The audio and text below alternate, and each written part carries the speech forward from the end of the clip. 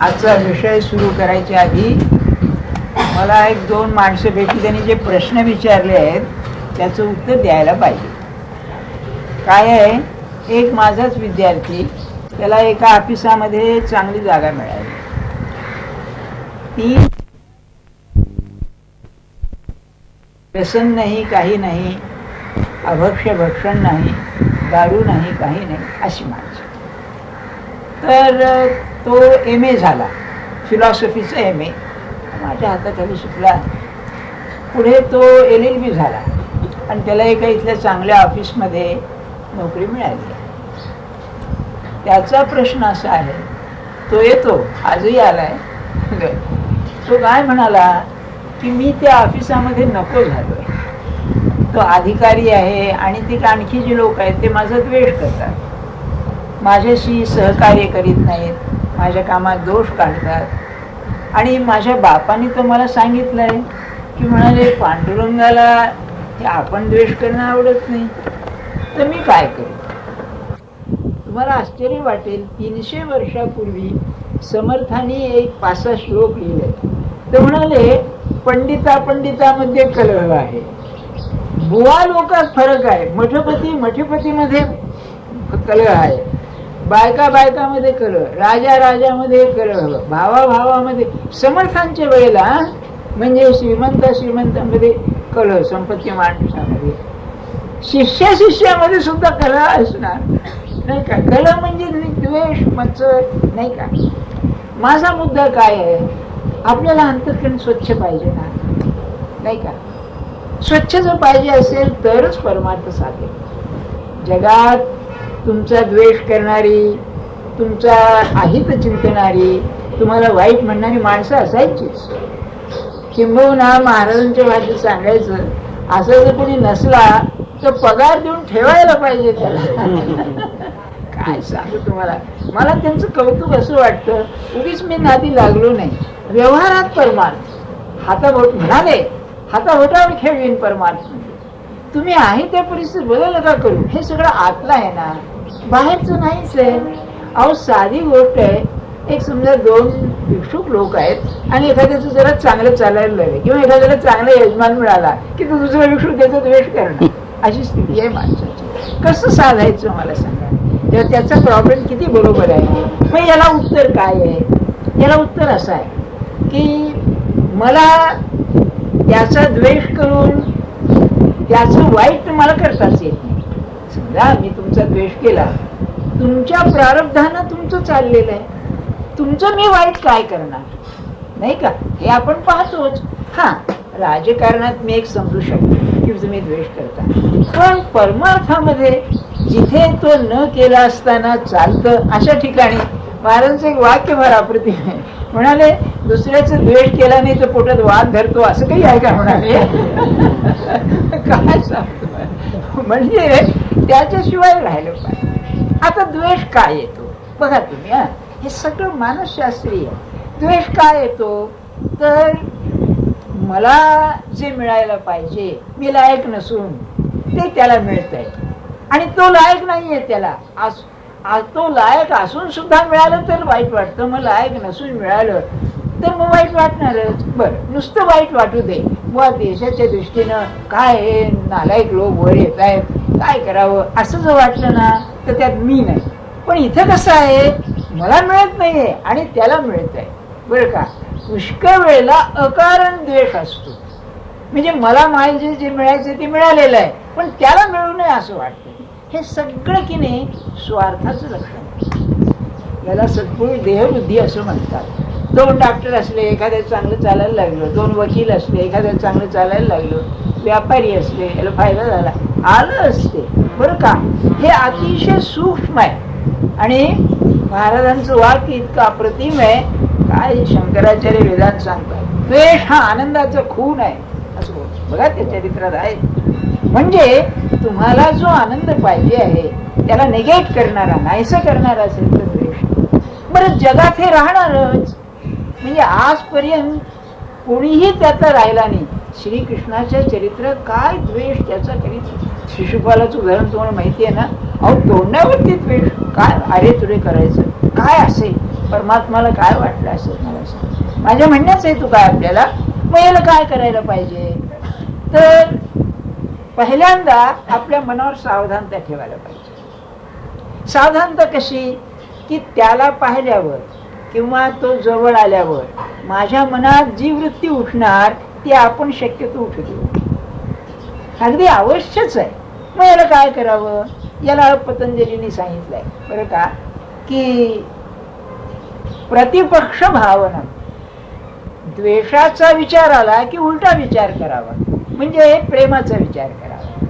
वितर्क बाधने प्रतिपक्ष भावना, म्हणजे त्याचं वाईट माझ्या मनात आलं की त्याचं चांगलंच करायला पाहिजे. अहो हे गवई लोक असतात ना, काय यांच्यामध्ये आपसामध्ये एकमेकाविषयी आढीर असते, काही विचारू नका. मोठ्या गवई असलं तरी याला काय येतंय, तू चांगला असून सुद्धा बरं का, मग असं म्हणावं तुला त्याच्या इतकं तरी येतंय का, सुटण्याची पाळी येते. मुद्दा सांगण्याच एकच माझा, ते वाईट यायला लागलं की आपण आपल्या मनाला सांभाळलं पाहिजे. नाहीतर काय होतं, दिवसभर आपण हे सगळे असे विचार करणार आणि मग मानस पूजेला बसणार. ते ज्ञानेश्वर महाराजांनी सांगितलं ना, कसं स्वच्छ पाहिजे अंतःकरण. तो कसा आहे बघा, तो तिथे अत्यंत शुद्ध असेल तरच तो राहील. हे मी काय सांगतोय, इतकं आपण करतो ते आहे तसं वाटतं का आपल्याला, नाही वाटत. काय कारण आहे, त्यांना तिथे प्रगट व्हायला लागणारी जी मनाची सूक्ष्म अवस्था आहे ती आपल्यात नाही. तुम्हाला समजतं ना मी काय सांगतोय. मन असं सटल पाहिजे, सूक्ष्म पाहिजे, शुद्ध पाहिजे, निर्वासन पाहिजे, द्वेष मत्सर नसले पाहिजे. असं जे अहो चित्त जैसे गंगा जल, तुकाराम महाराज म्हणे सर्वांगी निर्मळ चित्त जैसे गंगा जल, असं स्वच्छ अंतःकरण जिथे पाहिजे तर तो प्रगट होणार. तर तिथे जर सगळी घाण असली तर तो कसा येईल मला सांगा. याच्यातून ते निर्माण व्हायचं आहे ना, तो कसा येईल, तिथे नाही येऊ शकणार. त्याला यायचं म्हणलं तरी तो येऊ शकणार नाही, त्या घाणीत कसं राहील. मग हे करायला पाहिजे प्रतिपक्ष भावना. दुसरं काय होतं सांगतो की एक बाजू झाली. काय असतं, आपण जेव्हा माणसं एकमेकाशी संबंधित येतो त्यावेळेला देहाचा संबंध नसतो, तो सूक्ष्म देहाचा संबंध असतो. असं असतं बघा, एखादा मनुष्य तुमच्याकडे आल्याबरोबर तुमच्या मनात काहीतरी एकदम फरक होतो. सभेमध्ये फार होतं विलक्षण. सभा असली आणि एखादा चांगला मोठा मनुष्य आला, सभेचं वातावरण बदलतं बघा. किंवा तुम्ही एक 4-5 माणसं गप्पा ठोकीत असली आणि एक दुष्टबुद्धीचा मनुष्य आला, एकदम वातावरणात बदल होतो. तेव्हा आपला सूक्ष्म देह जो असतो त्याच्यावर त्याच्या सूक्ष्म देहाचा आघात होतो. सूक्ष्म देह कसा आहे, तो स्पंदनात्मक आहे, व्हायब्रेशन्स आहे. त्याला हे वृत्ती असं म्हणतात. सत्पुरुष त्याला वृत्ती असं म्हणतात. आणि महाराजांनी 1000 ठिकाणी सांगितलंय, वृत्ती सुधारली नाही तर परमार्थ नाही, वृत्ती सुधारली नाही तर परमार्थ. म्हणजे वृत्ती काय होते, तो आला, त्याच्या सूक्ष्मदेहाचा माझ्या सूक्ष्मदेहावर आघात झाला की माझी प्रतिक्रिया होते. ती प्रतिक्रिया जी व्हायची त्याची द्वेषाची असेल, माझी ती होता का माझी. कसं होतं सांगू का तुम्हाला, तुम्ही टेनिसचा गेम पाहिलात ना, आता परत ते विम्बल्डन झाले की हो याच्यावरती टीव्हीला दाखवलं ना, काय असतं बघा, एक चेंडू मारतो, तो टप खाऊन तिकडे जायच्या आधी तो दुसरा मारतो, असं सारखं चालतं ना, इकडून चेंडू मारतो तिकडून चेंडू मारतो.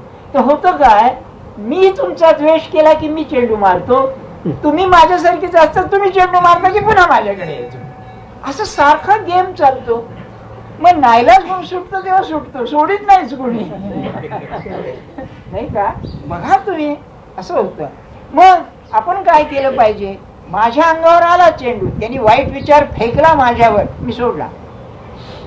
का सोडला, मी अशक्त आहे म्हणून नव्हे, मला उलट देता येत नाही म्हणून नव्हे, त्यात माझं नुकसान आहे, आध्यात्मिक नुकसान आहे म्हणून मी सोडला. मग याला काय करायला पाहिजे, तो माझा द्वेष करेल, मी नाही त्याचा द्वेष करणार. म्हणून महाराज मला म्हणालेले आहेत, रात्री अंथरुणावर बसावं, जप करावा आणि असं पाहावं की माझ्या मनात कोणाविषयी द्वेष आहे का. एखादी अशी व्यक्ती येईल की तो माझा द्वेष करीत असेल, मी नाही त्याचा करणार, असा अभ्यास करायला पाहिजे. हे त्याचं उत्तर आहे. आता हे कसं आहे, आपण आतच पाहायला पाहिजे की पुष्कळ असं होतं बघा, आपण पेपर वाचतो, वर्तमानपत्र वाचतो आणि कोणीतरी निवडून येतो, तुमचा त्याचा काही संबंध, तुमची मुलगी काही त्याच्या मुलाला द्यायची नसते, काही संबंध नसतो, पण निवडून आला की म्हणतो काय साला निवडून आला, अरे तुला काय करायचंय, तो आला बरं, तू येतो त्याच्या नशिबाने. आता ते नाही का परवाच्या त्या अलाहाबादच्या याच्यामध्ये ते रामाला घेऊन गेले होते ना, नकली रामाला घेऊन गेले होते की, ते काय वाटेल ते त्यांचं असू दे, मला माझं मन त्याकरता मी काय खराब करून घेऊ, दोष तुमचा आणि माझं मन मी नुकसान करून घेऊ, खराब करून घेऊ, हा न्याय कुठला, नाही का, हे सांभाळलं पाहिजे. हे त्याला उत्तर आहे. जगात राहणारच तुमच्या जातीचा द्वेष करणार, तुमच्या विद्येचा द्वेष करणार, तुमच्या मोठेपणाचा द्वेष करणार, काय नाही मला सांगा. एखादी मुलगी सुंदर असेल तर तिच्या सौंदर्याचा द्वेष करणाऱ्या बाकीच्या बाया असणार. म्हणजे जगात या द्वेषाला ही वृत्ती आहे, त्याला कारण काही लागायचं नाही. बरं का, सांगायचंय तुम्हाला आपल्याला असा की हे मन असं स्वच्छ ठेवलं कसं पाहिजे, सकाळी उठून स्नान बिन स्वच्छ करून कधी भगवंताचं स्मरण, महाराजांची मानसपूजा करायला अधीर झालो पाहिजे आपण, कारण तो संपर्क आहे, तो भेट आहे त्यांची. बरं, एक उदाहरण सांगून मी पुढे जातो. महाराजांचे एक बालमित्र, महाराजांना ज्यांनी वेद शिकवले ते म्हासुर्णेकर शास्त्री म्हणून होते. म्हणजे ते महाराजांच्या बरोबर कोल्हापूरपर्यंत पळून गेले. पुढे महाराज गेले, त्यांना म्हणले तुम्ही घरी जा. ते बरोबर आहे, हो ते महाराजांचं काम निराळच होतं, यांचं आपलं ते थोडंसं झालं, ते आले परत. त्यांचा मुलगा, तर त्यांनी ही गोष्ट मला सांगितली स्वतः. म्हणाले आमच्या वडिलांचा अधिकार फार थोर होता, महाराजांच्यावर अतिनिष्ठा असल्यामुळे महाराजांनी त्यांना अनुग्रहाचा अधिकार दिलेला होता. मी काय सांगतोय आपल्याला, मानस पूजेमध्ये आपल्या गुरुची भेट आहे हे मला सांगायचं. तेव्हा ते रोज सकाळी महाराजांची मानस पूजा करीत. एकदा काय झालं, महाराज असे बसले होते, तिनं गोंधळ पाहिला असेल तर महाराजांचं सिंहासन आहे, त्यावर महाराज बसले आणि बायका पुरुष गप्पा आपले चालले होते, बोलणं चाललं होतं. तर इतक्या शास्त्री बुवा इकडे तिकडे गेले, मारुतीकडे गेले, त्यांच्या शयनगृहापासून मारुतीकडे गेले. महाराजांनी त्यांच्याकडे पाहिलंच नाही आणि समोरच्या मंडळीनं म्हणाले काय करावं, म्हणाले 2-3 दिवस झाले शास्त्रीबाबांची गाठ भेट नाही. आता शास्त्रीबाबा समोर जातो इकडून तिकडे आणि हे काय म्हणतायत की शास्त्रीबाबांची गाठ भेट नाही. त्यांनी काही लक्षात आलं नाही. पुन्हा काही काम असतो ते असे गेले, पुन्हा तेच झालं तरी लक्षात आलं नाही. आणखी मग 5-10 मिनिटांनी जेव्हा पुन्हा आले तेव्हा म्हणाले काय करावं, शास्त्रीबाबांची भेटच नाही, गाठ भेट नाही. तेव्हा त्यांच्या लक्षात आलं. या विचार ते गेले, त्यांनी स्नान केलं, महाराजांची मानसपूजा केली, मग दिवसभर बरोबर होते, गाठभट झाली होती. मग काय बोलले, किती महत्व आहे मला सांगा. हे सूक्ष्मातलं आहे ना, आपल्याला त्यांना भेटायचंय, हे काही बाहेरून भेटायचं नाहीये, हे सूक्ष्मात भेटायचंय, अंतःकरणात भेटायचंय. तेव्हा मानसपूजेला अतिशय महत्व आहे. आता ज्ञानेश्वर महाराजांनी पूजेत सांगितले ते हे त्याचं उत्तर आहे. आपला सूक्ष्म देह तिने खराब करून घेऊ नका. अगदी आमच्यासारख्याला ज्याला 4 लोकातच वावरावं लागतं, आणि विद्यार्थी काय सगळं समाजातच वावरावं लागतं, तिथे फार सांभाळावं लागतं. कारण कोणाचे विचार कसे येऊन आपल्यावर आदळतील याला काय सांगता येईल. बरं का, ते कसे असतात, तेव्हा आपलं ते कवच सांभाळायलाच पाहिजे. आणि ते कवच असेल तर सारखी त्यांची आठवण ठेवावी की महाराज सांभाळा बुवा, सांभाळा. कारण आपलं कसं आहे, जरा हवा बिघडली की खोकला सुरू, जरा एक्सपोजर झालं की, तसं आपलं सूटमध्ये आहे. जरा कोणी काही तुमच्याविषयी वाईट विचार केला की घुसलाच, आम्ही त्याला वेलकमच करतो पहिली गोष्ट म्हणजे येऊ द्या. बरं का, की म्हणून आम्हाला त्याशिवाय चैनच पडत नाही. असे काही बायका असतात ना, आपले सहज म्हणतो आम्ही की भांडण्याशिवाय चैन पडत नाही. अहो का भांडतेस, मला चैनच पडत नाही त्याशिवाय, त्यापैकी आहे आपली स्थिती अशी आहे. म्हणून ते सांभाळावं. तुझ्या वाईट विचाराकरता माझं मी का खराब करून घेऊ, काय हा उलटा न्याय नाही का. म्हणून हे त्याला उत्तर आहे. मी त्याला सांगितलं बघ, ते काही न करीनात, तू पांडुरंगाची त्यांच्याबद्दल प्रार्थनाच करीत जा की देवा यांना सुखी ठेव. आपल्याकडे जे आहे ना, सर्वे ती सुखीनः सन्तु, काय दिव्य प्रार्थना आहे. जर आपण बसलो रात्री आणि असं खरं खरं मनापासून म्हणलं, परमात्मा सगळ्यांना सुखी ठेव, केवढी विचाराची उच्च दिशा आहे मला सांगा. मी म्हणतो ते जाऊ द्या, पहिली एवढी तर पायरी कराल, आपल्या घरातली जी माणसं आहेत ना त्यांना तो सुखी ठेव खऱ्या अर्थानं. बरं का, असं जर म्हणलं ना तर मनाला सवय लागेल. मग आपले मित्र आहेत, आपले सहकारी आहेत, आणि मग सगळं जगच. अवघे सुखी समर्थान, अवघे सुखी असावे ऐसे वासना. आणि असं असल्यामुळेच सत्पुरुषकीने सर्वांना प्रिय होतो. कारण तुम्ही गेला, तुम्ही कसेही असा, तुमचं हित व्हावं, कल्याण व्हावं, सुख व्हावं, हीच त्याची भावना आहे. काय विचार. आता आजची ओळी अशी आहे, ज्ञानेश्वर महाराज म्हणतात कसं आहे ते बघा. त्याच्या पादुका स्थापन केल्या अंतःकरणात. मी सांगितलं अंतःकरण कसं स्वच्छ पाहिजे, नाही का. मी म्हणतो तुम्ही ते भारी नसेल, ते काय मयूर सिंहासन नसेल, ते ज्ञानेश्वर महाराजांचंच होतं. म्हणजे निवृत्तनाथांनाच वाटलं असेल की जाऊन बसावं त्यांच्या अंतःकरणात. पण निदान स्वच्छ तर पाहिजे ना. जे असेल ते असेल, स्वच्छ अंतःकरण पाहिजे. आणखी मग त्यांच्या अस्तित्वाची जाणीव. हे पादुका स्थापन केली. पादुका स्थापन केल्यानंतर पहिली आहे तर त्याला आपली पुष्पांजली वाहिली. पुष्पांजली वाहताना इंद्रिय सगळी अशी कळ्या केल्या. जी फुलं झालेली होती ती मिटली, म्हणजे अंतर्मुख झाला. म्हणजे काय झालं, माझ्या हृदयामध्ये मी आतमध्ये जाऊन त्यांना भेटलो. हे आहे आतमध्ये अंतर्मुख होऊनच त्यांना भेटायचंय. म्हणून इंद्रिय झाकून घेतली, कानात गोळे घातले, डोळे झाकले, काही नाही, फार ते उद्बत्ती लावा, प्रसन्नते करता. आणि मग आतमध्ये त्यांच्या नुसत्या पादुका. प्रतिमा येणं कठीण आहे, त्याला की नाही ते ट्रेनिंग लागतं, शिक्षण लागतं आपल्या कल्पनेला. प्रतिमा ज्याची येते ना तो खरं भाग्यवान मनुष्य आहे. तुम्हाला मी एक उदाहरण सांगितलं ना, पुन्हा सांगतो. माझ्या ते नव्या गोष्टी कुठल्या येणार. एक 2 वर्षाच्या मागची गोष्ट आहे. उत्सवामध्ये की ते अण्णासाहेब आणि माझ्याजवळ काही गोष्टी बोलत बसले होते. सकाळची वेळ, 7:30-8ची वेळ, काही विशेष नव्हतं. आणि इतक्यात एक बाई आल्या आणि त्या आल्याबरोबर खस अत्तर असताना त्याचा वास आला. आपली कल्पना काय, बाईने अत्तर लावलं असेल ही कल्पना. ते येऊन बसल्या. मग ते 5-10 मिनिटांचं बोलणं झालं, ते गेलं. बाई म्हणलं काय काम आहे. बाईच्या डोळ्याला पाणी आलं बघा. म्हणाली एक आपल्याला सांगायला आलं की गोपाळकृष्णासमोर त्या मानसपूजा करीत बसल्या होत्या. महाराजांची मानसपूजा माझा नियम आहे म्हणाल्या. माझी मानसपूजाचा किती वर्ष करता. 15 वर्ष करते म्हणाले. बरं का, मानसपूजा करीत होत्या. तर म्हणाल्या सगळं त्यांना स्नान बिन घालून, उत्तम कपडे घालून असं बसवलं मानसपूजेत. आणि हाताला अत्तर घेऊन मी लावित होते. मनानेच करायचंय, रोज म्हणले नवं अत्तर लाव. आणि मी अत्तर लावित होते. इतक्यात म्हणलं झालं काय, बाहेरून कोणीतरी तिथे काय पारा बिरा व्हायचा होता काहीतरी, म्हणून उठा उठा उठा उठा म्हणून साड्यांना उठवलं. ते 2-4 माणसं जी होती ते उठवल्याबरोबर म्हणले माझ्या हातातली बाटली सांडली. मी डोळे उघडले, तो वास यायला लागला. हा म्हणजे घेतो कल्पनेचे भोग. तुकाराम महाराजांनी म्हटलंय बघा की मी ते अत्तर लावित होते, ते कल्पनेच होतं, पण तो भोग घेतोय. आणि म्हणाले हा अनुभव माझा नवीनच आहे म्हणून मी आले. आणखी एक उदाहरण सांगतो आपल्याला. अण्णासाहेब पटवर्धन होते, त्यांच्याकडे एक स्वामी होता. तो स्वामी म्हणजे त्याला काय लागायचं, तिखटाचा गोळा आणि भाकरी. तिकडचा होता सुब्रमण्यमचा भक्त बरं का. तेव्हा यांच्याकडे 4-8 दिवस येऊन राहिला होता. रोज 1 लाख जप करायचा होता. आणि त्याचा धंदा काय, स्वामीची वर्गणी जे लोक द्या तिकडे गोळा करीत राहायचे. याच्या पलीकडे त्याचा धंदा नाही. रात्रंदिवस जपात असत, 1 लंगोटी अंगावर. तेव्हा जेवायला पानं वाढली. त्यांच्याकडे स्वयंपाकी असे अण्णासाहेबांच्याकडे, अण्णासाहेब पटवर्धन. तेव्हा डोळे झाकले आणि गुरुला नैवेद्य, देवतेला सुब्रमण्यमला. तेव्हा 2-3 मिनिटं झाले, डोळे उघडले ना अण्णासाहेबांनी विचारलं की अण्णासाहेब हा पदार्थ काय आहे. कोशिंबीर होती तर हा पदार्थ काय आहे. तर त्यांनी विचारलं स्वयंपाकीला काय रे म्हणले.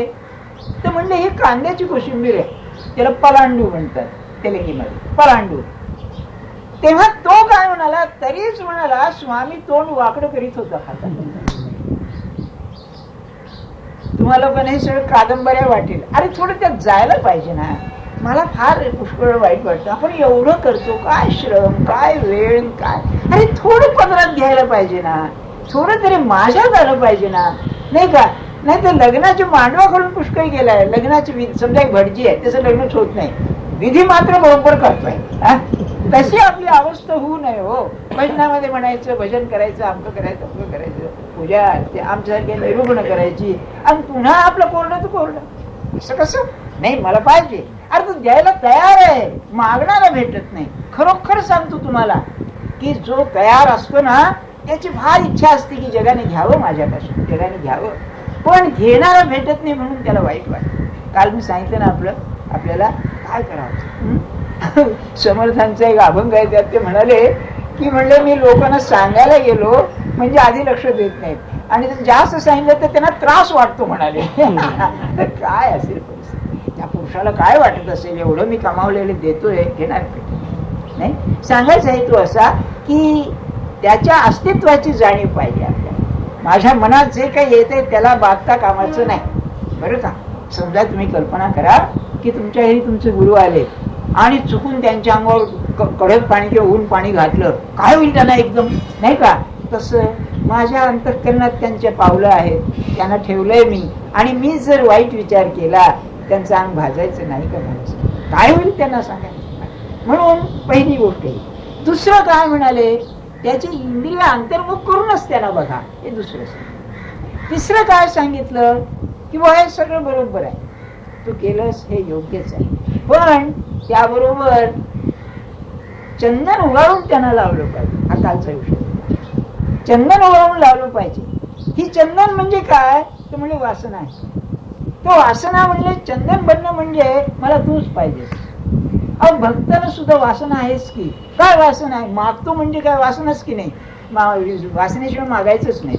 मग काय वासना आहे, तू मला हवायस, दुसरं मला काही नको, तू मला हवायस. बरं. आणि महाराजांचं फार छान आहे. महाराज म्हणले की हे कसं आहे, तुम्हाला राम पाहिजे ना, रामाला हात धरून ओढा की संबंध राम येतो की नाही म्हणाले. तसं तुमचे जे गुरु आहेत त्यांना तुम्ही तुमचं बाकीचं सगळं काही नको, मला तू पाहिजेस म्हणून जर म्हणले त्यांना मागितलं तर तो संबंध आल्याशिवाय राहायचा आहे. कारण तो निर्गुण अनंत असा आहे, तुम्ही त्याला किती खेचणार, नाही का, तो संबंध. आज काय सांगतायत, त्या पादुकांचा अलंकार सांगतायत. कालचं हे बरोबर आहे. पादुकांचा अलंकार काय, ते म्हणाले प्रेमाचे निभांगारे निर्वाळून नूपुरे सुकुमारे पदे. पहिल्यांदा म्हणाले की पद फार सुकुमार आहे, ती पावलं अतिशय सुकुमार आहे. आणि बुवा काय सांग, मला महाराजांशिवाय दुसरं सुचत नाही. तात्यासाहेब म्हणायचे महाराजांनी किती प्रवास केला, त्यांचे शब्द आहेत, पर्यटन झालं, अतिय पर्यटन झालं. आणि ते काय हो, तुमचे काय बाटाची बूट घालून फिरत होते काय हो, काय समजता, कुठेही कसंही फिरायचे ना, हिमालयात काय, जंगलात काय. असं असताना त्यांचे पाय फार लाल आणि कोमल असत, मऊ आणि कोमल असत. हे अध्यात्माचं आहे बरं का. हे दोन गोष्टी ध्यानात ठेवा. सत्पुरुष फार अगदी क्विक चालणार असला पाहिजे. अरे सुस्त कसं असेल हो, असं काय करता, फार जलद चालणारा. आणि दुसरं त्याचं अंग अतिशय कोमल असतं. हात आणि पाय तर काही विचारू नका, अंगाला हात लावला तर प्रेम वाटेल. अरे प्रेम भरलेलं असतं बरं का. तेव्हा म्हणले सुकुमारे पदे, तर त्या ज्या पादुका आहेत त्या अतिशय लहान पोरांचं नाही को, हे अगदी तान्ह पोर असतं, काय पाय असतात त्याचे, नाही की लाल लाल नुसते अगदी, आणि मऊ कातळी किती मऊ. तुम्ही पाहिलेच असेल बायकात, नाही तेच पुढे टिकत नाही, हे सत्पुरुषाचं राहत. तर म्हणले आधी ती सुकुमार पद आतमध्ये, आणि मग त्याला त्यांनी पैंजण घातलेलं आहे, पैंजण बरं का. पैंजण कसलं घातलं, सोन्याचं घातलं, भांगार बरं का. भांगार कोणचं, रूपक आहे ना हे. सोनं कोणचं, ते या जगामध्ये सोनं म्हणजे सगळ्यात मौल्यवान की नाही, होय ना. जे राष्ट्रपती सोनं पुष्कळ आहे ते राष्ट्रश्री म्हणतो, होय ना. तर म्हणाले प्रेमाचे निभांगारे, त्या गुरुवरती प्रेम असणं हे सोनं आहे. अरे काय सांगू तुम्हाला, तुम्ही आम्ही पहा आपल्या पोरावर प्रेम करतो, एवढं सुद्धा गुरुवर नसतं, नाही काय सांगू. आणि आता प्रेमाचं लक्षण काय, तुम्ही म्हणाल प्रेम प्रेम, अरे शब्द प्रेमाचं लक्षण काय. आता असं आहे, मी प्रोफेसरच होतो सायकॉलॉजीचा, मानसशास्त्राचा. 3 लक्षण आहेत प्रेमाची.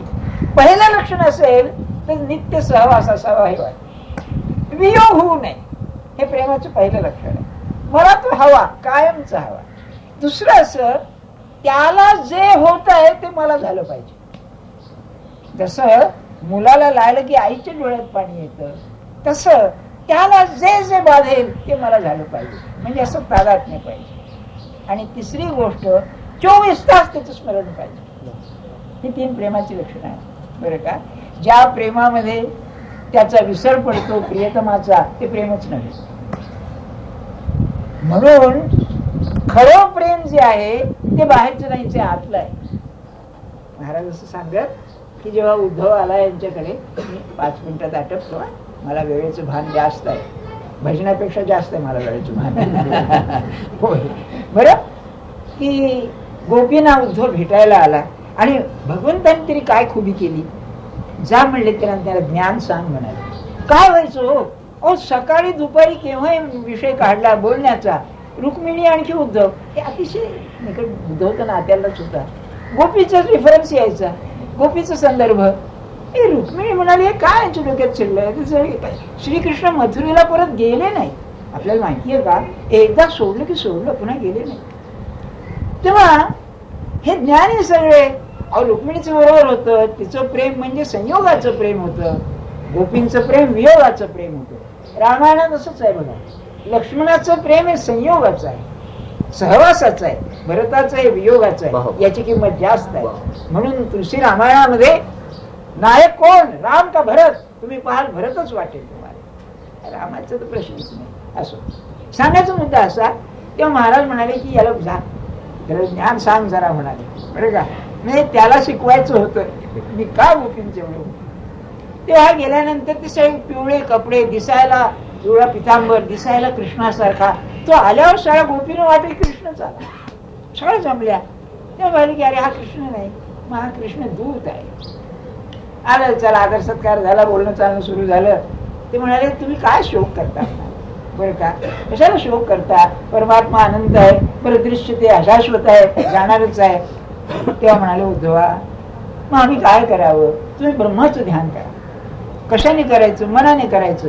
अरे काय सांगतेस, आम्हाला एकच मन आहे ना, एकच जीव हतो गयो श्याम संग. मला आम्हाला एक मन होतं, गेलं कृष्णा बरोबर गेलं, आता कसलं ध्यान करावं.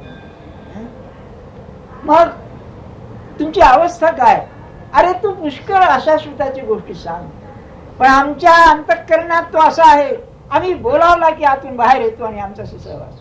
तू काय सांगतोस. आणि हे खरं प्रेम आहे. माझ्या अंतःकरणात त्याची प्रतिमा अशी घट्ट पाहिजे की मी पाहिजे तेव्हा त्याच्याशी सहवास, मी पाहिजे तेव्हा त्याच्याशी संबंध असा. म्हणजे मी जातोच, म्हणजे मी माझ्या बरोबरच त्याला घेऊन जातो. महाराज म्हणाले, विचार महाराज म्हणजे देव भेटले म्हणजे काय होईल. ते म्हणले असं आहे, तुम्ही आलात म्हणजे देह येतो, पण आतमध्ये तुम्ही येता. तसं तुमचा देह आला म्हणजे तो जेव्हा येईल तेव्हा देव येईल. म्हणजे मी नाही आतमध्ये, तोच असं हे प्रेम. तर या प्रेमाचा अलंकार घालून त्यांनी पैंजण केलं. पैंजण का केलं, काही म्हणा, ज्याच्यावर आपलं प्रेम आहे ते सुंदर दिसावं असं वाटतं. आधी सुंदर दिसतच ते. महाराज एक उदाहरण द्यायचे, एका बाईला बरेच दिवसांनी मूल झालं, ते नट्ट होतं बरं का. तर ती काय म्हणायची, कसं छान आहे, नाक बसलेलं आहे असं म्हणायची. म्हणजे त्या तिला सौंदर्य दिसायचं. हे प्रेम आहे आणि खरंच आहे बघा प्रेमाचं, नाही का. सांगण्याचा हेतू काय आपल्याला, तेव्हा त्या सौंदर्याची जाणीव राहते, ते सुंदर दिसावं.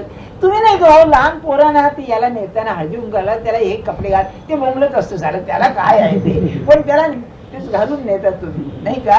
तशापैकीच आहे, त्यांनी पैंजण घातले.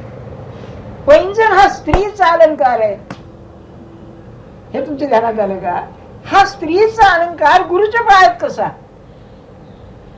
त्याचा अर्थ असा आहे, गुरु ही माऊली आहे. आप समजे ना, गुरु हा काही पुरुष नाही, हा मायबाप आहे, ही आई आहे. सद्गुरुनाथ माझी आई मजला ठाव द्यावा पाहिजे. त्याचं कारण काय आहे, बाप कठोर आहे, आई अतिशय दयाळू आहे, तो दया सिंधू आहे, तो कधी तुम्हाला बाजूला सारायचं नाही. अहो तुम्ही त्याच्या पोटचे आहात ना, असं काय करता. तेव्हा ही भावना आली ज्ञानेश्वर महाराजांना की तुला मी सौंदर्य देतोय, करतोय, सुंदर सजावतोय का, तर मला प्रेम आलेलं आहे. त्या प्रेमापायी तुझं काहीतरी करावं, तुला हे करावं असं वाटतं. अहो काय सांगू तुम्हाला, आता महाराज 65-66 वर्षाचा हा पुरुष, शरीर असं दिसायला सुंदर होते पुरुष म्हणून, पण महाराज नाचले ना, भजनामध्ये नाचायचे, ते नाचत असे बेहोश व्हायचे नाचताना, साधेच नाचायचे, सुंदर नाचायचे, आणि मग बसले म्हणजे बायका दृष्ट काढीत असत महाराजांची. काय असेल म्हणजे दृष्ट काढण्याचा अर्थ असा, ते सौंदर्य त्यांना सहन होत नव्हतं. काय कळावं दृष्ट लागली काय, हे ते प्रेम आहे बघा. म्हणून म्हणाले प्रेमाचे भांगारी निर्वाळून नूपुरे, त्यात खुबी आहे. निर्वाळ म्हणजे शुद्ध करणं. तर म्हणजे सोनं आहे ते शुद्ध केलं आणि मग त्याचा अलंकार केला. तसं माझ्याजवळ प्रेम आहे, पण ते व्यवहारिक प्रेम आहे, माझ्या प्रपंचाचं प्रेम आहे. माझ्यावरचं जे प्रेम आहे हे प्रेम शुद्ध केलं आणि मग अलंकार करून गुरुच्या पायात घातला, त्याला सजवलं. गुरुच्या पादुकांना अलंकार घातला, सोन्याचा अलंकार घातला. आता मी आपल्याला सांगितलं, परमार्थामध्ये स्थूलातून सूक्ष्माकडे जायचंय. स्थूलाचे धर्म सूक्ष्माच्या धर्माहून निराळे आहे, पण दोन्हीची जोड आहे. कशी ती बघा, आपल्या अंतःकरणात मन आहे. अंतःकरण म्हणजे 4 त्याचे भाग आहेत असं समजतात, मन, बुद्धी, चित्त, अहंकार. पण आपण त्याला सगळ्याला मन म्हणू. आपल्या आत मन आहे. मनाचे धर्म आणि शरीराचे धर्म किती निराळे आहेत. उदाहरण घ्या, अगदी प्रसिद्ध नेहमीचं उदाहरण. तुम्हाला एखाद्याने काठीने मारलं, विसरून जाता आपण, पण एखादा शब्द जर वेळावाकडा बोलला तर तो तसा जन्मभर राहतो. वास्तविक शब्द हा सूक्ष्म आहे, त्याचा अर्थ काय असेल ते असेल, पण तो कसा आतमध्ये राहतो. म्हणजे स्थूलाचे धर्म आणि सूक्ष्माचे धर्म हे निराळे असतात. आपल्याला स्थूलातून सूक्ष्मात जायचं आहे का, तर जीवनामध्ये जर समाधान नसेल तर जीवनात अर्थ नाही. मग जीवनाची तऱ्हा काही का असेना, the pattern of your living life, pattern of living. मग एखादा व्यापारी असला त्याच्या जीवनाचा घाट निराळा, एखादा नोकरीवाला असला त्याचा घाट निराळा, एखादा अगदी असं उदाहरण घ्यायचं म्हणजे चोऱ्या माऱ्या करणारा आहे त्याचा घाट निराळा. म्हणजे काय, प्रत्येक जीवाचं जे जीवन आहे त्याचा घाट निराळा आहे. पण या सगळ्यांना समाधान पाहिजे, कारण ते त्याचं स्वरूप आहे. जर त्याचं ते स्वरूप आहे तर ते कसं आहे, ते सूक्ष्म आहे, ते स्थूल नाही. पण स्थूलाशिवाय मला राहता येत नाही. म्हणून त्या सूक्ष्माची काहीतरी खूण मला स्थूलात पाहिजे. ती परमार्थामध्ये सद्गुरूची खूण असेल तर त्याच्या पादुका आहे. खूण सुद्धा त्यात फरक आहे. तुम्ही बघा, आपण रेल्वेच्या स्टेशनावरती गेलो तर हिरवा दिवा लागला की गाडी येणार आपण समजतो. परंतु काय ऍक्सिडेंट झाला, तो भागळायला असाच काहीतरी झाला ना, रंग बरोबर नाही. आता लाल रंग म्हणजे थांबणं किंवा भयंकर संकट आहे, डेंजर. लाल रंग 3 ठिकाणी असतो. एक रेल्वेवर असतो, दुसरा दारूच्या दुकानावर असतो, आणि तिसरा वेश्यांच्या वस्तीमध्ये असतो. त्याला रेड लाईट डिस्ट्रिक्टच म्हणतात. बरोबर. आता रस्ता खोदलेला असला म्हणजे लाल निशाण लावतात. मुळामध्ये लाल रंग जो आहे त्याचा आणि संकटाचा काही संबंध नाही. हे माणसाने निर्माण केलेलं आहे. पण काही खुणा अशा असतात, त्याला मराठीमध्ये प्रतीक किंवा चिन्ह असं म्हणतात. हे दोन्ही शब्द जरा याचे आहेत, इंग्लिशमध्ये त्याला सिम्बल म्हणतात. तेव्हा असे काहीतरी निसर्गानेच निर्माण केलेली चिन्ह आहेत किंवा प्रतीक आहेत की ज्याचा गुणधर्म ते ज्याचं प्रतीक आहे त्यामध्ये असतात. एकदम सांगतो मी, आता आपला काही तो विषय नव्हे आणि हे काही कॉलेजचं लेक्चर नव्हे. परमात्मा कसा आहे दिसत नाही, अदृश्य आहे. त्याचं नाम जे आहे ते अदृश्य दाखवता येतं का? नाही दाखवत. परमात्मा शाश्वत आहे, त्याचं नाम सुद्धा शाश्वत आहे. परमात्मा सर्वव्यापी आहे, भगवंताचं नाम सुद्धा सर्वव्यापी आहे. शाश्वत इतकं आहे, इतक्या लोकांनी घेतलं अजून शिल्लक आहे. अगदी भगवंताचे सर्व गुण त्याला लागू आहे. परमात्मा शक्तिमान आहे, भगवंताचं नाम शक्तिमान आहे. शब्द जर भगवंताचं नाम हे शब्द जर म्हणालात तर शब्दाचं सामर्थ्य केवढं आहे नाही का? माणसाला होत्याचं नव्हतं करतो असं शब्दाचं सामर्थ्य आहे. म्हणजे हे जे सिंबल किंवा ही जी खूण आहे नाम ही, याच्यामध्ये भगवंताचे सर्व गुण आहेत. म्हणून साधू संत उपासने करता त्याचं नाव घ्या असं सांगतात. तरी आपल्याला एकदम तेवढं जाता येत नाही. जो नामात रंगला ना तो रंगलाच.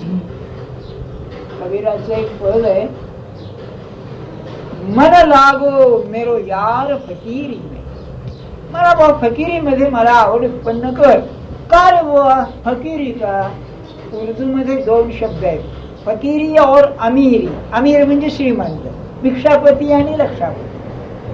तो म्हणतो मला आवड उत्पन्न होऊ दे फकीरीची. का रे बुवा? जो सुख पावो नाम भजन मो, सो सुख नाही अमीरी में. म्हणजे राज्यपदामध्ये सुद्धा जे सुख नाही ते मला नामस्मरण. सांगण्याचा हेतू काय? तर नामाला आपल्याला चिकटता येत नाही, ते अधिक सूक्ष्म आहे.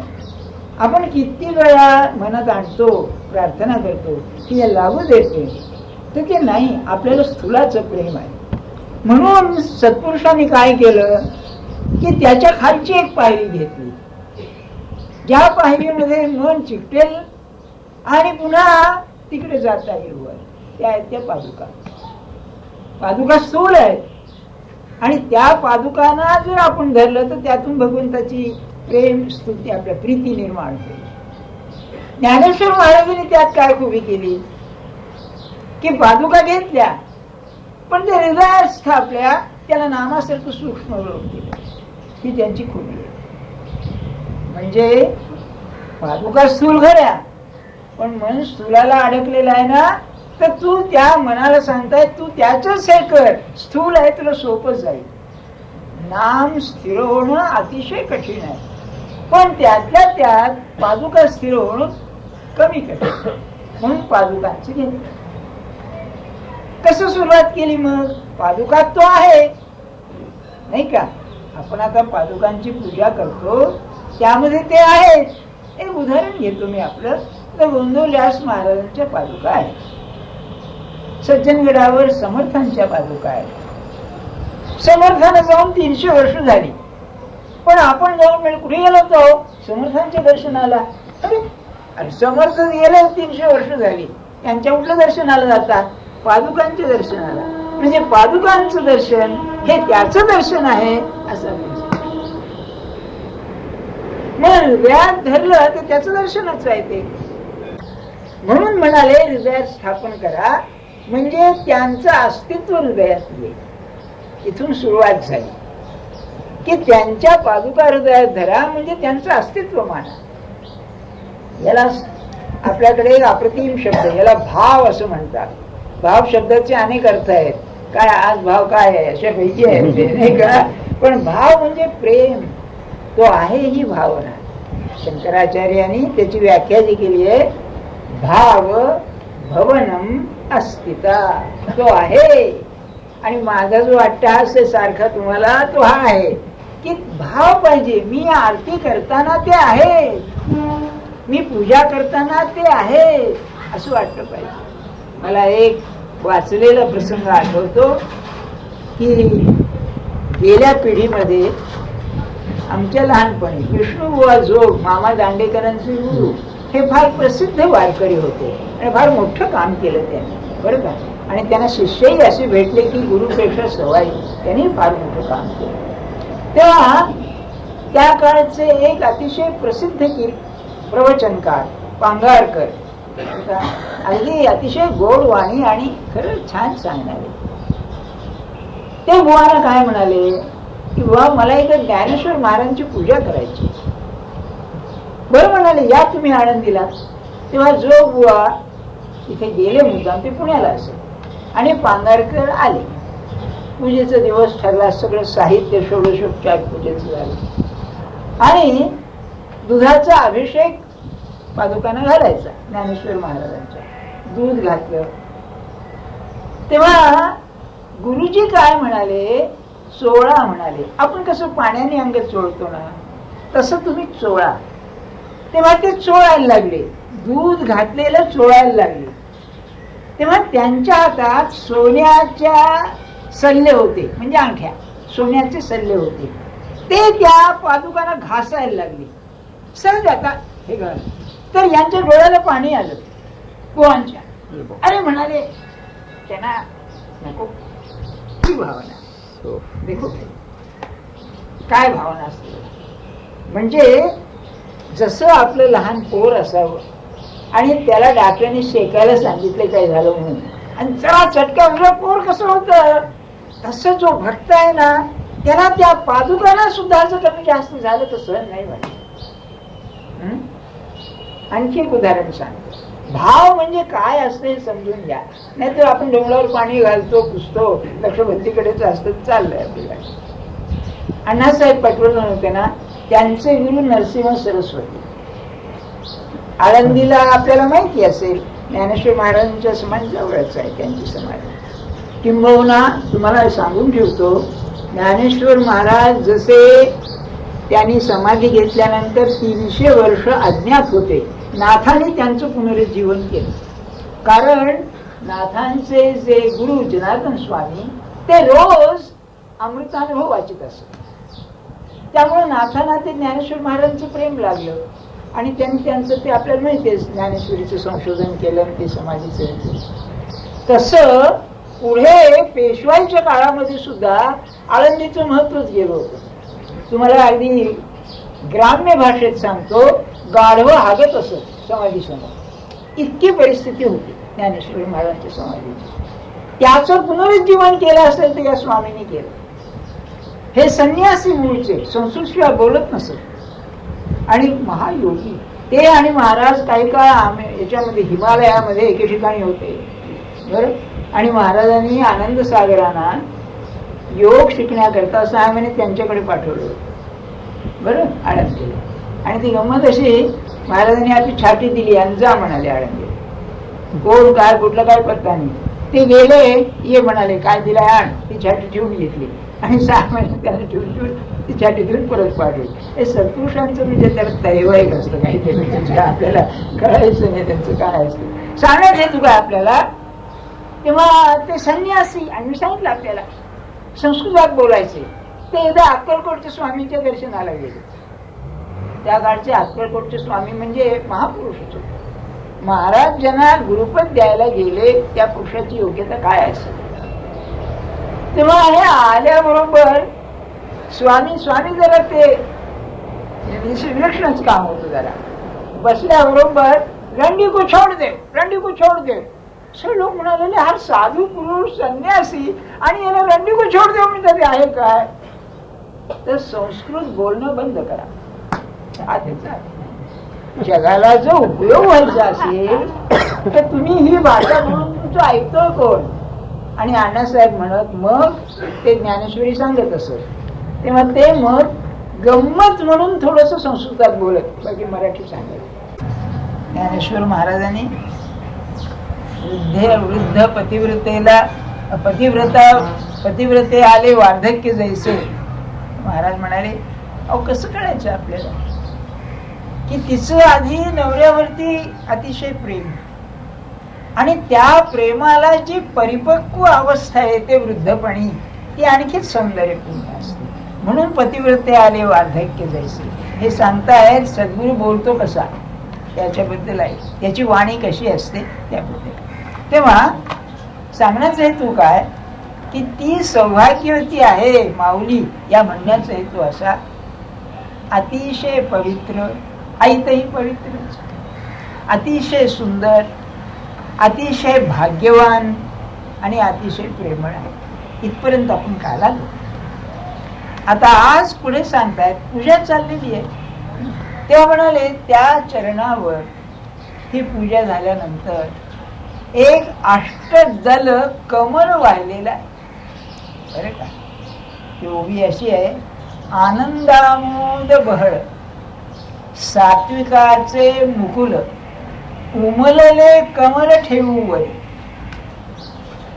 पहिली गोष्ट अशी आहे कमल आहे, दुसरी गोष्ट अशी आहे ते उमललेलं आहे, तिसरी गोष्ट अशी आहे त्याला 8 पाकळ्या आहेत, आणि चौथी गोष्ट अशी आहे त्याच्यामध्ये जो मकरंद आहे आमोद तो अलोट आहे.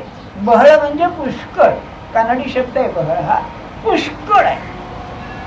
आनंदामोद बहळ, आनंदरूपी सुगंधाने भरलेला असं ते कमल. सात्विकाचे अष्टदल, 8 पाकळ्या आहेत. अष्ट सात्विक भावरूपी 8 पाकळ्या, अष्ट सात्विक भाव, आणि ते पूजे करता त्याच्या पायावर वाहिले.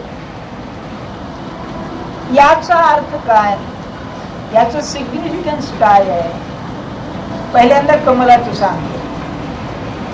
कालच मी आपल्याला प्रस्तावना केली आहे, हे सगळं सांकेतिक आहे, सिम्बॉलिक आहे.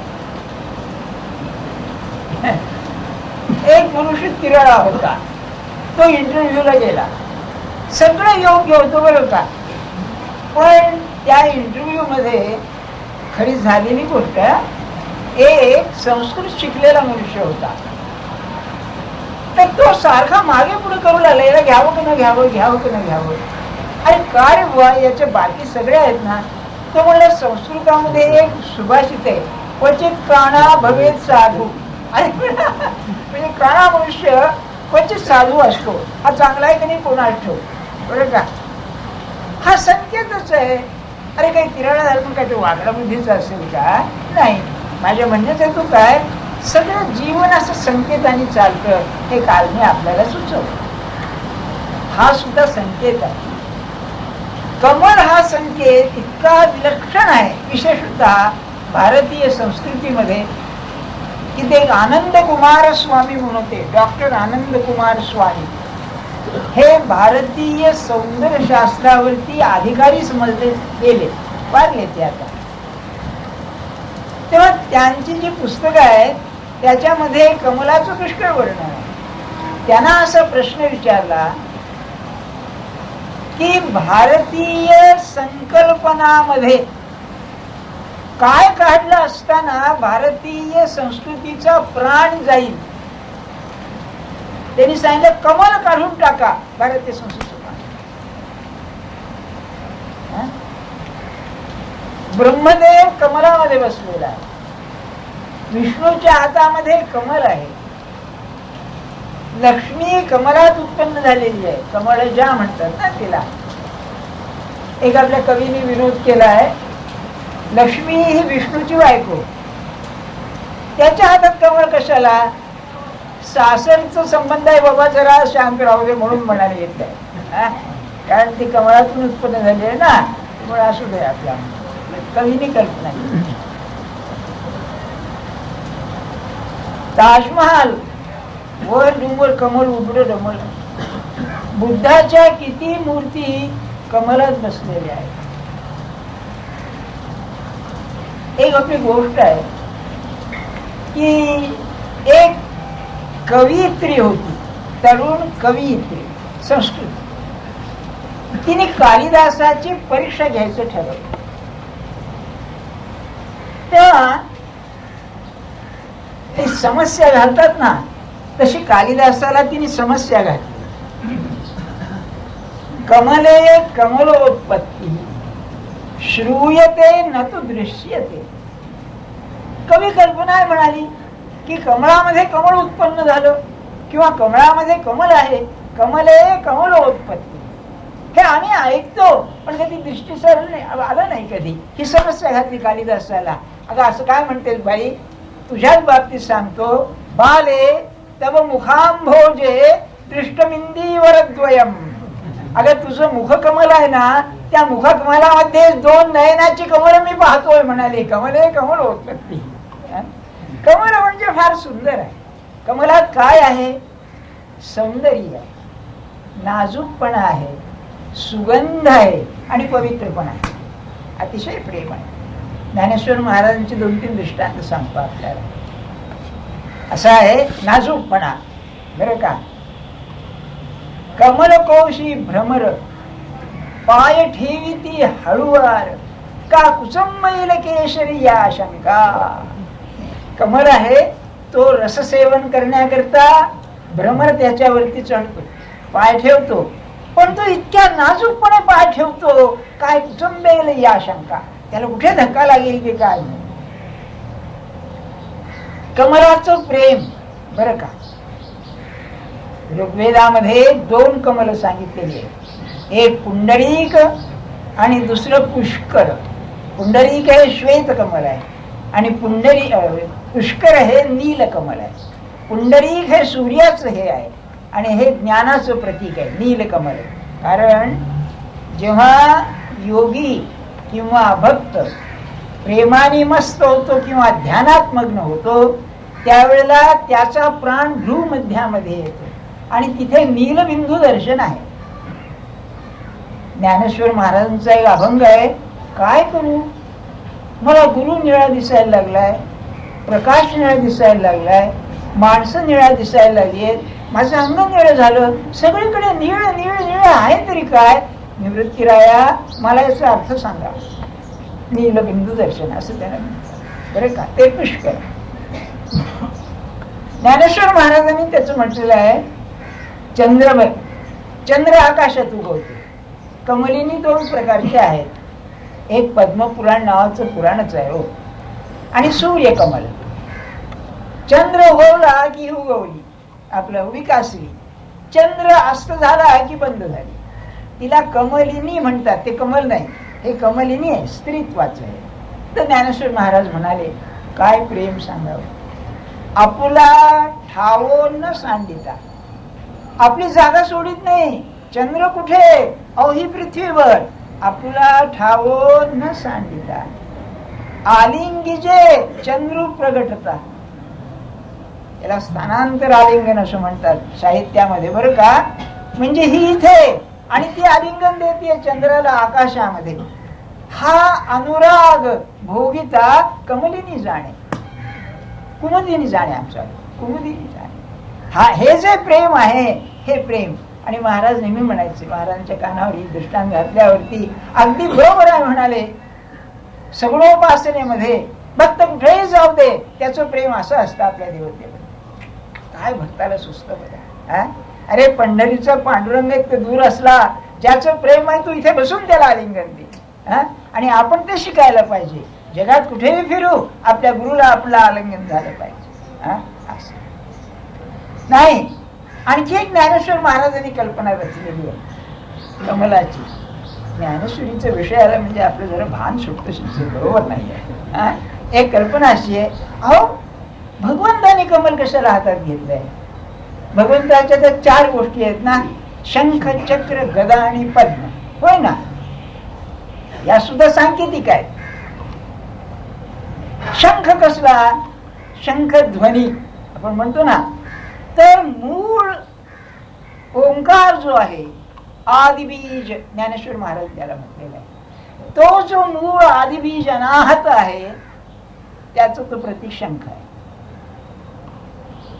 भगवंताच्या हातात शंख का, अनाहत नाद. चक्र का, विश्वचक्र परिवर्तन. नियती, काळ, या विश्वाला धारण करणारा चालवणारी जी शक्ती आहे ते चक्र. एक गोष्ट सांगतो आपल्याला. एकदा द्वारकेमध्ये असताना श्रीकृष्ण समुद्रावर एकटे बसले होते बरं का. अहो किती जरी झालं तरी तो मानव देह धारण केलाय ना, म्हणजे ते सगळं आपल्यासारखं असायचं. कधी कंटाळा आला की जा आपल्या मार्गावरती जाऊन बसा. बरं, अशापैकीच आहेत. ते स्वस्थ एकटे बसले होते आणि अश्वत्थामा आला आणि म्हणाला की बुवा तुझं शस्त्र काहीतरी मला दे. माझी सगळी शस्त्र तुझ्या समोर, तुला पाहिजे ते घे. कोणचं घेतोस? मग तुझं चक्र दे म्हणाले. घे म्हणाले. तर त्याने खटपट पुष्कळ केली तरी त्याला चक्र उचललं नाही. तेव्हा भगवान म्हणाले, अरे हे माणसाचं काम नव्हे, याला धारण करायला जी शक्ती लागते ती विश्वशक्ती आहे. बरं, अशी त्या चक्राची गंमत. ते विश्वचक्र जसं गौतम बुद्धाचं धर्मचक्र परिवर्तन, पहिलं प्रवचन जे बनारसला झालं त्याला धर्मचक्र परिवर्तन असं म्हणतात. तसं आहे सर्व चक्र. तिसरी गदा टाळक्यात हाणतात. ते दुष्टांचा संहार करण्याकरता ही गदा आहे. आणि कमल कशा करता नाही का, ते ज्ञानेश्वर महाराजांनी कल्पना केली की म्हणाले भक्ताला पाहावं म्हणून मला डोहाळे होतात. आपल्याला मी सांगितलंय बरं का, त्याला पाहावं म्हणून मला डोळे नाही, कारण मी अचक्षु आहे ना. तेव्हा तयासी पाहावे म्हणून अचक्षुसी माझे डोळे. अरे पण हे कमल कशाला? हातीचे लीला कमले पूजू तया ते. त्या भक्ताची पूजा करता यावी म्हणून म्हणाले मी कमळ. कशी ज्ञानेश्वर महाराज एवढी विषय वाढतो. एकच सांगतो, भगवद्गीतेला सुद्धा कमलाची फार आवड आहे. सत्पुरुषाचं वर्णन करताना कसा आहे तो? पद्मपत्र मिवांबसा. पत्रावरती पाणी टाकलं तर मोत्यासारखं दिसतं, थेंबतो. जरा उलट केली साफ स्वच्छ होतं. तसं हा पुरुष प्रपंचामध्ये कमलपत्रासारखा राहतो. पाण्याला चिकटलेला आहे पण वर काढलं की पुन्हा काही नाही, असा तो असतो. महाराजांचं दृष्टांत फार छान आहे. महाराज म्हणाले कोकणामध्ये फणस सोडतात तर हाताला तेल लावून फणस सोसतात. म्हणजे किती फणस सोसले तेल असलं हाताला तर मुळीच चीक लागत नाही. तसं प्रपंच भगवंताच्या नामात करायला पाहिजे. त्यांचं दृष्टी पद्मपत्र मिळालं. आणखी एक सांगू सर, जो योगी आहे तो षटचक्र भेदन करतो. 6 चक्र कोणची? मूलाधार म्हणजे गुदद्वारापासून शिवण आणि लघवीचं द्वार आणि गुदद्वार याच्यामध्ये जी शिवण आहे तिथे असणार. त्याची गणपती हे देवता आहे म्हणून गणपती ही सुगंध याची मूळ देवता आहे मानतात, कारण मूळ चक्र तिथे आहे. मग त्याच्यावर मणिपूर म्हणून आहे, बेंबीच्या आणखी याच्या खाली मध्ये असे मणिपूर. मग स्वाधिष्ठान म्हणजे सूर्यचक्र म्हणायचं त्याला, बेंबीपाशी असलेलं. त्याच्या पुढे अनाहत चक्र हृदयातलं, त्याच्या पुढचं भ्रूमध्य आणि शेवटचं सहस्रदार, सहस्रकमल मेंदूमध्ये. त्याला मेंदूच म्हणायचं, कॉर्टेक्स म्हणतात, सहस्रदल कमल. ही षटचक्र ही सगळी कमल आहे. त्याची चित्र पाहिली तर त्याची ती दल म्हणजे त्याच्या पातळ्या हे सगळे त्याचे असे. जाऊ द्या हो, ज्ञानेश्वर महाराजांनी काय केलं इथे तर पहिल्यांदा कल्पना केली की हे जे कमल आहे हे अष्टदलाचं आहे. आता जे मूलाधार चक्र 4 काही 2 आहेत, काही 6 आहेत, काही 12 आहेत, 14 आहेत. तर ह्या याला 8 पाकळ्या आहेत. 8 पाकळ्या कोणच्या? अष्टसात्विक भाव. गुरुची पूजा करताना अष्टसात्विक भाव आले पाहिजे. म्हणजे काय काय असतं? प्रेमाचं वचन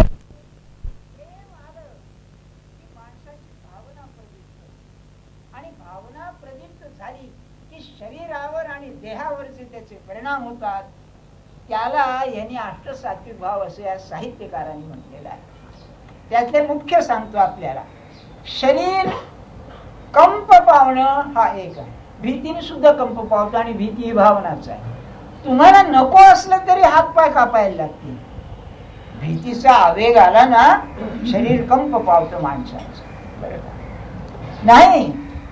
तुम्ही पाहता एखादी जर विलक्षण गोष्ट ऐकली, थ्रिलिंग म्हणजे काय?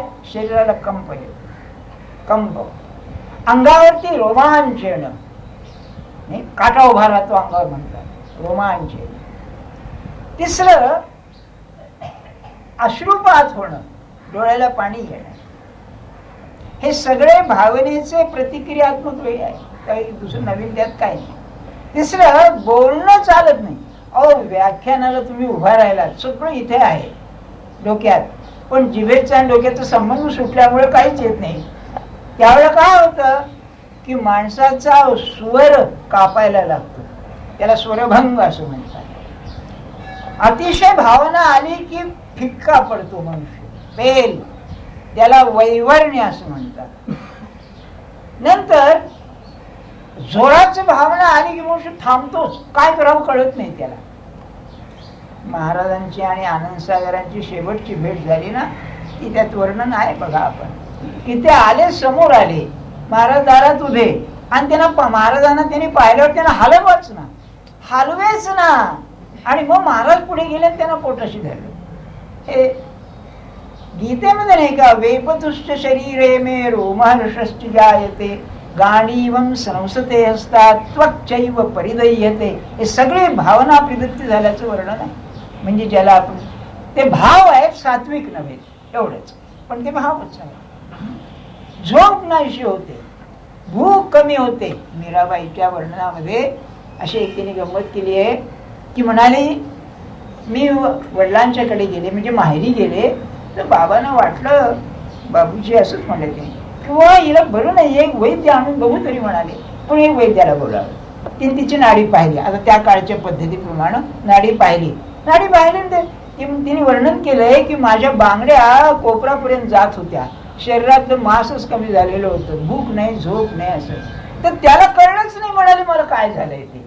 कारण कसं कलई जे माही, तिची माझी जखम होती ती बाहेरची नव्हती, माझ्या काळजाला जखम झाली. काय बरं. आणि ती म्हणतेच, अरे वैद्या तुला कळायचं नाही. पण कबीराने आणखी एक कल्पना रचली यावर, की असा प्रेमाचा जो झपाटलेला असतो तो असा होतोच, आणि त्याची नाडी पाहिली, कारण हृदयाला आग पेटलेली असते. अरे वैद्यराज, माझी नाडी हातात धरू नका, कारण ही हृदयातली आग जो नाडीतून तुमच्या अंगात शिरली तो प्राण जाईल तुमचा, म्हणाले धरू नका हात माझा. अशी आपली कल्पना रचली आहे. सांगायचे हेतू असा की हे जे अष्टसात्विक, मूर्छा, शेवटचं म्हणजे मूर्छा, सूने, बरं का, त्या एकदम बेशुद्धच पडतो तो त्या प्रेमाच्या आवेग, याला अष्टसात्विक भाव म्हणतात. आणि समाधी लागायच्या आधी, प्रेम समाधी लागायच्या आधी हे भाव प्रगट होतात. तुकाराम महाराजांनी एकाच अभंगात वर्णन केलंय, प्रेम अमृताची धार वाहे देवाही समोर. देवासमोर अमृताची धार म्हणजे अश्रूंची धार वाह. समर्थांना सुद्धा ही अवस्था आली होती बरं का. बाकीचं खूप जोरात सांगू दे, असं करा तसं करा. नव्हे धीर नयनी सदा नीर लोटे, उदासीन हा काळ कोठे न कंठे. काय करू मला कळत नाही, कुठे जाऊ, काय करू, मला तू भेटत नाही आहेस, रात्रंदिवस डोळ्याला अश्रुधारा चाललेली आहे, ही अवस्था बरं. तेव्हा हे अष्टसात्विक भाव अतिशय आवश्यक आहे. तेव्हा ज्ञानेश्वर महाराज म्हणतात, गुरु तुझी पूजा करताना आता अशी अवस्था आली की अष्टसात्विक भाव आलेले आहे, म्हणजे ही तुझ्या चरणाशी तादात्म्य होण्याची पूर्वावस्था आहे.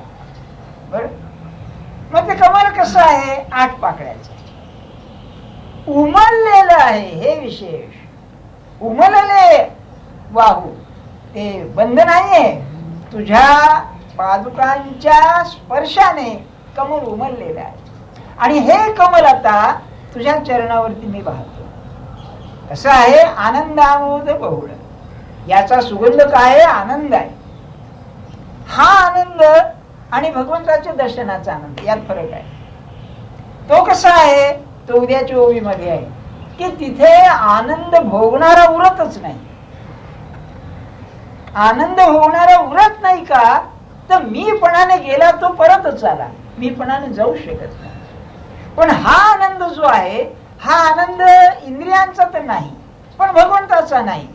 म्हणून हा आनंद या दृश्यामधला अतिशय उच्च आणि शेवटला आनंद आहे. आणि हा भक्ताला चटक लावतो. म्हणून तुकाराम बुवा म्हणाले, अद्वैती तो नाही माझे समाधान. नको बाबा, तू देव मी भक्त ऐसे करी. कारण तुझं रूप पाहिल्यानंतर जे मला सुख होतं ते सुख तुझ्याशी तादात्म्य झाल्यावर राहतच नाही, मी काय करू, म्हणून मला तू द्वैत कर. ही भक्तीची अवस्था आहे. आणि शंकराचार्यांनी नरसिंह आपण उपनिषदाच्या प्रस्तावनेत असं म्हटलेलं आहे, मोठे मोठे अद्वैती महात्मा केवळ प्रेमाचा भोग मिळावा म्हणून विग्रह पूजा करतात, सगुणाची उपासना करतात. आणि खरंच आहे, आपल्या अलीकडच्या काळात तुम्ही पाहताना महाराजांच्या सारखा ब्रह्मनिष्ठ पुरुष कुर्तकोटी म्हणाले, ते अतिशय ब्रह्मनिष्ठ होते. असला ब्रह्मज्ञानी पुरुष पाहायला मिळणं फार कठीण आहे. अशा पुरुषाने सुद्धा त्या रामाचे एवढं करायचं म्हणजे काय. एकदा काय झालं, भाऊसाहेब हजर होते बरं का, काय त्यादिवशी महाराज रंगले नाचण्यामध्ये, इतके रंगले की बोलायला सोय नाही. आणि रामाच्या हातातला बाण उडून महाराजांच्या पायापाशी आला. महाराज समोर याच्यापाशी होते, मारुतीपाशी समोर आला.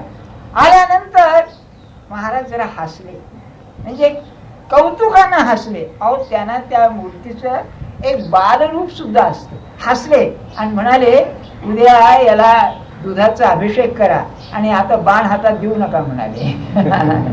काय प्रेम असतं. तुम्ही आम्ही आपल्या मुलाबाळावरती प्रेम करू शकत नाही, इतकं ते प्रेम असतं पाहिजे. हा आनंद जो आहे ना, हा आनंद असा आहे की ते कमल राहिलं म्हणजे या आनंदाच्या भरामध्ये तू तर वेगळा आहेस, पण मला माझं जणू काय भान राहिलं नाही, अशी माझी अवस्था आहे. म्हणून या पूजेचा हा जो प्रकार आहे तुला वाहण्याचा, हा इथे संपला.